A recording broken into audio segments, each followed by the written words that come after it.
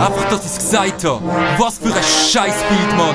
Was hast du für ein Scheiß-DJ, Mann? Die Scheiß-Dialekt, Mann. Und misch die Track mal ein bisschen besser ab, man. Mir versteht fast kein Wort. Nicht wegen Dialekt schlecht abgemischt, Bitch.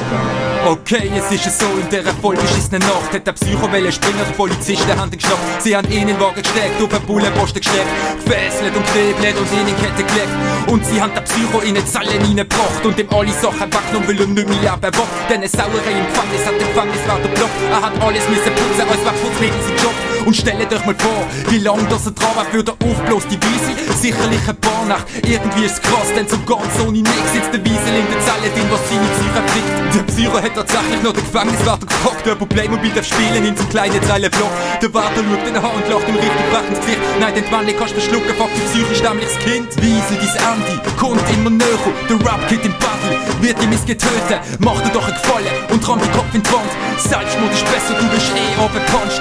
Wiesel, dein Ende, kommt immer näher. Der Rap-Kid im Battle wird ihm getötet. Mach dir doch einen Gefallen und ramm den Kopf in die Wand. Selbstmord ist besser, du bist abgepuncht. Was willst du mir erzählen, Wichser, was du von mir gehört hast? Wegen dieser neunten Sache, glaubst du wirklich, dass mich burnt hast? Wir kennen dein ganze Leben, unser machen Punkt. Das von mir ist gar kein Distrack, sind und die Wahrheit um ein Buch. Die ganze Welt heißt wissen, Mann, wie lächerlich du bist. Du redest über Lyrik, doch bist inhaltlich ein Witz.